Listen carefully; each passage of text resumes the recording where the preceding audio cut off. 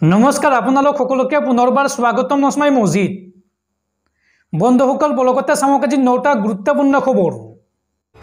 প্ৰথমটো খবৰ, ৰাজ্যত সকলোমে অনুষ্ঠিত হৈ গ'ল এডিআৰই পৰীক্ষা আৰু এডিআৰই পৰীক্ষা অন্ত পৰাৰ লগে লগে স্বাভাৱিক হ'ল ইণ্টাৰনেট সেৱা। চৰকাৰী নিৰ্দেশ অনুসৰি দেওবাৰৰ দিনটোত 8 ঘণ্টাৰ বাবে ইণ্টাৰনেট কৰ্তন কৰাৰ কথা আছিল যদিও টেলিকম কোম্পানীসমূহে 10 পৰা 12 ঘণ্টা পৰ্যন্ত কৰ্তন কৰে ইণ্টাৰনেট সেৱা। 8 ঘণ্টীয়া ইণ্টাৰনেট বিড়ম্বনাৰ অন্ত পৰিল। চৰকাৰী নিৰ্দেশ অনুসৰি 8 ঘণ্টাৰ বাবে ইণ্টাৰনেট কৰ্তন কৰাৰ কথা আছিল যদিও টেলিকম কোম্পানীসমূহে প্ৰায় 10 পৰা 12 ঘণ্টা পৰ্যন্ত কৰ্তন কৰিছিল ইণ্টাৰনেট সেৱা। আৰু এডিআৰই পৰীক্ষা অন্ত পৰাৰ লগে লগে ৰাজ্যত স্বাভাৱিক হৈছে ইণ্টাৰনেট সেৱা। আপোনাৰ অঞ্চলত উপলব্ধ হৈছে নে নাই ইণ্টাৰনেট সেৱা আপুনি জনাব পাৰে। 8 ঘণ্টাৰ বাবে ৰাজ্যজুৰি কৰ্তন কৰা হৈছিল ইণ্টাৰনেট সেৱা। অৱশ্য সময়তকৈ বহু পূৰ্বে কৰ্তন কৰা হৈছিল মোবাইল ইণ্টাৰনেট সেৱা। ৰাজ্যত ঘণ্টা ঘণ্টা ধৰি স্তব্ধ হৈ পৰিছিল অনলাইন ব্যৱসায়। অলা উবেৰ অনলাইন বুকিং আৰু UPI লেনদেনতো আহি পৰিছিল বাধা। আৰু ৰাজ্যত ইতিমধ্যে মুকলি কৰি দিয়া হৈছে ইণ্টাৰনেট সেৱা। পৰৱৰ্তী খবৰ, কেৱল 6 মাদ্ৰাছাই নহয়, অসমৰ সকলো মাদ্ৰাছা বন্ধ কৰা হ'ব। অসমৰ যুৱ শক্তি পঢ়ি শুনি ডাক্তৰ ইঞ্জিনিয়াৰ হ'ব, মোল্লা হ'ব নালাগে। ৰাজ্যত মাদ্ৰাছা বন্ধ কৰা সন্দৰ্ভত এই মন্তব্য মুখ্যমন্ত্ৰী ডক্টৰ হিমন্ত বিশ্ব শৰ্মাৰ। কেৱল 6 মাদ্ৰাছা নহয়, ৰাজ্যৰ সকলো মাদ্ৰাছা বন্ধ কৰা হ'ব। মুখ্যমন্ত্ৰী হিমন্ত বিশ্ব শৰ্মাৰ এই হুংকাৰ। নিজৰ ভাষণ প্ৰসংগত কংগ্ৰেছক এইদৰে তোলা দুনা মুখ্যমন্ত্ৰী হিমন্ত বিশ্ব শৰ্মাৰ। মাদ্ৰাছা বন্ধ কৰা সন্দৰ্ভত ৰাহুল গান্ধীয়ে মোক প্ৰশ্ন কৰিছিল, এই মন্তব্য কৰে হিমন্ত বিশ্ব শৰ্মাই। ৰাহুল গান্ধীৰ প্ৰশ্ন আছিল, অসমত 6 মাদ্ৰাছা বন্ধ কৰাৰ উদ্দেশ্য কি? আৰু ইয়াৰ উত্তৰত মুখ্যমন্ত্ৰী হিমন্ত বিশ্ব শৰ্মাই কয় যে অসমৰ যুৱ শক্তি ডাক্তৰ অভিযন্তা হ'ব, মোল্লা হ'ব নালাগে। আৰু ৰাজ্যৰ সকলো মাদ্ৰাছা বন্ধ কৰাই মোৰ উদ্দেশ্য। হাৰিয়ানাৰ নিৰ্বাচনী সভাত মাদ্ৰাছা বন্ধ কৰা সন্দৰ্ভত মুখ্যমন্ত্ৰী হিমন্ত বিশ্ব শৰ্মাৰ এই গুৰুত্বপূৰ্ণ মন্তব্য। পৰৱৰ্তী খবৰ, ৰাজ্যৰ ক্ৰীড়াপ্ৰেমীলৈ ভাল খবৰ। আন্তঃৰাষ্ট্ৰীয় ক্ৰিকেট দলত এইবাৰ জিলিকি উঠিল অসম সন্তান মুজিবুৰ আলী। অসমৰ মুজিবুৰে স্থান পালে ওমানৰ শীৰ্ষ ক্ৰিকেট দলত। দুৰ্দান্ত প্ৰদৰ্শনেৰে বিশ্বমানৰ ক্ৰিকেট দলত স্থান লাভ মুজিবুৰৰ। আন্তঃৰাষ্ট্ৰীয় ক্ৰিকেট দলত এইবাৰ স্থান লাভ অসমৰ মুজিবুৰ আলীৰ। দুৰ্দান্ত প্ৰদৰ্শনেৰে বিশ্বমানৰ ক্ৰিকেট দলত স্থান লাভ মুজিবুৰৰ। অসমৰ মুজিবুৰে স্থান পালে ওমানৰ শীৰ্ষ ক্ৰিকেট দলত। ওমানৰ এ টিমত স্থান পাইছে চৰাইদেউৰ মুজিবুৰ আলীয়ে। অলৰাউণ্ডাৰ মুজিবুৰৰ এই সফলতাক লৈ এতিয়া অসমত ব্যাপক উৎসাহ। অসমৰ হৈ সকলো ফৰ্মেটৰ ক্ৰিকেটত মুজিবুৰৰ ঈৰ্ষণীয় প্ৰদৰ্শন। উল্লেখযোগ্য যে ৰিয়ান পৰাগৰ সৈতেও একেলগে খেলিছিল মুজিবুৰ আলীয়ে। আৰু ইতিমধ্যে ওমানতো বেটে বলে উজলি উঠিছে মুজিবুৰ। দৰ্শকসকল আৰু বহুতো গুৰুত্বপূৰ্ণ খবৰ আছে।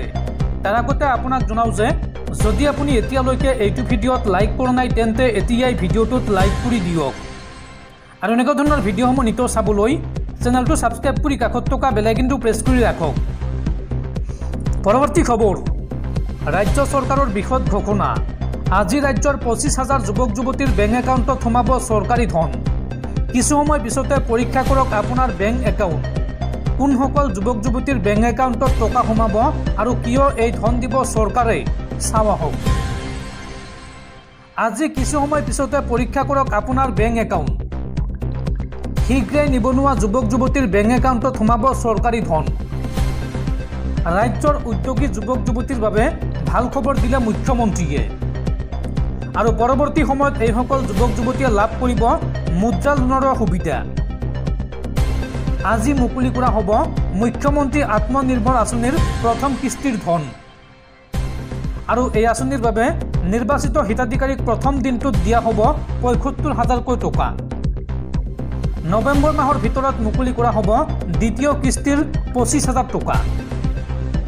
আৰু এই ধনৰ ব্যৱহাৰৰ ওপৰত নিৰ্ভৰ কৰি দিয়া হ'ব শেষৰ কিস্তিৰ 1 লাখ টকা। 50% ৰাজ সাহায্যৰে ৰাজ্যৰ যুৱক যুৱতীক দিয়া হ'ব এই ধন। পৰৱৰ্তী খবৰ, ৰাজ্যৰ লাখ লাখ নিবনুৱা যুৱক যুৱতীলৈ ভাল খবৰ। এইবাৰ CISFত ওলাইছে চাকৰি। যদি আপোনাৰ CISFত চাকৰি কৰাৰ মন আছে তেন্তে খৰধৰ কৰক। 30 ছেপ্টেম্বৰ অৰ্থাৎ আজি ৰাতি 12 বজাৰ আগতে আপুনি কৰিব লাগিব আবেদন। হাতত মাত্ৰ কেইটামান ঘণ্টা বাকী। CISFত ওলাইছে চাকৰি। চাকৰি বিচৰা যুৱক যুৱতীৰ বাবে ডাঙৰ খবৰ। আৰু আবেদনৰ শেষ সময়সীমা হৈছে 30 ছেপ্টেম্বৰ অৰ্থাৎ আজি ৰাতি 12 বজাৰ ভিতৰত আপুনি আবেদন কৰিব লাগিব। অনলাইন যোগে চাকৰি প্ৰাৰ্থীয়ে কৰিব লাগিব আবেদন। CISFৰ তৰফৰ পৰা এই সন্দৰ্ভত বিচৰা হৈছে আবেদন। CISFৰ অগ্নি নিৰ্বাপক জোৱানৰ পদৰ বাবে বিচৰা হৈছে আবেদন। আবেদনকাৰী প্ৰাৰ্থীসকল ভাৰতীয় নাগৰিক হ'ব লাগিব। প্ৰাৰ্থীসকলে অনলাইন যোগে লাভ কৰিব admit card. Admit card CISF rect.cisf.gov.in এই ৱেবছাইটৰ পৰা ডাউনলোড কৰি ল'ব লাগিব। আবেদনকাৰী প্ৰাৰ্থী 10ম শ্ৰেণী উত্তীৰ্ণ হ'ব লাগিব, অৰ্থাৎ কমেও মেট্ৰিক পাছ হ'লেহে আপুনি কৰিব পাৰিব আবেদন। বয়সৰ সীমা নিৰ্ধাৰণ কৰা হৈছে 18 পৰা 23 বছৰ বয়সৰ ভিতৰত হ'ব লাগিব আবেদনকাৰী প্ৰাৰ্থী। প্ৰাৰ্থীসকলে কিদৰে আবেদন কৰিব চাওঁ আহক। অনলাইনত আপোনালোকে আবেদন কৰিব পাৰিব। তাৰ কাৰণে আপোনালোকে ভিজিট কৰিব লাগিব CISF rect.cisf.gov.in এই ৱেবছাইটৰ জৰিয়তে আপোনালোকে অনলাইনত আবেদন কৰিব পাৰিব। পৰৱৰ্তী খবৰ, বিশ্বৰ দুৰ্ধৰ্ষ সন্ত্ৰাসবাদী সংগঠন হিজবুল্লাৰ মুৰব্বী হাছান নছৰুল্লাহক ইজৰাইলী সেনাই হত্যা কৰাৰ পিছত হিজবুল্লাৰ নতুন মুৰব্বীৰ নাম ঘোষণা কৰা হৈছে। এতিয়াৰ পৰা হিজবুল্লাৰ নেতৃত্ব ল'ব হাছিম ছফিউদ্দিনে। নিশেষ হ'বলৈ ধৰা হিজবুল্লাহক শক্তিশালী কৰাৰ লক্ষ্য হাছিম ছফিউদ্দিনৰ।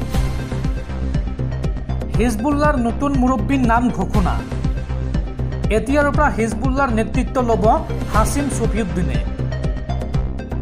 হাছান নছৰুল্লাহৰ ভাতৃ হাছিম ছফিউদ্দিন।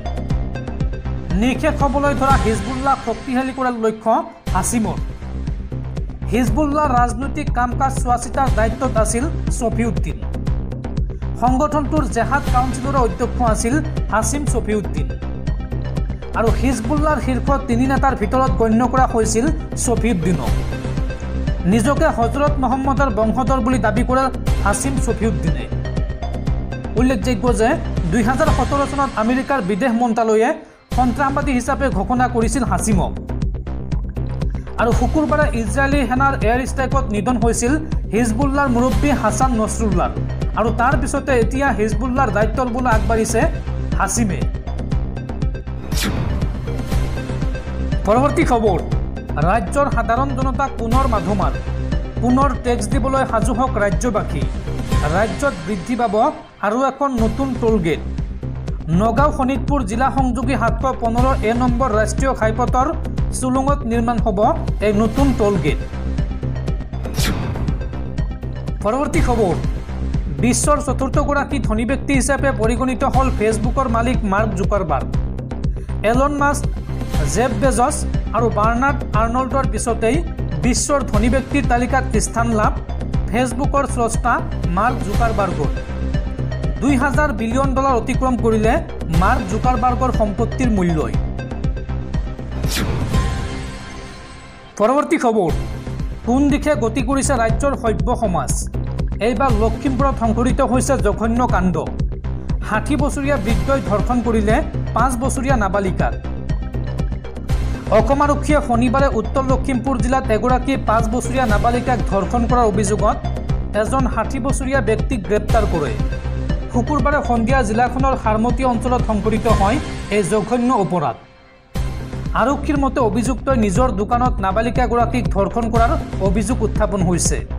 আৰু এই ঘটনাৰ বিষয়ে জানিব পাৰি নাবালিকাগৰাকীৰ মাতৃয়ে স্থানীয় আৰক্ষীক খবৰ দিয়ে।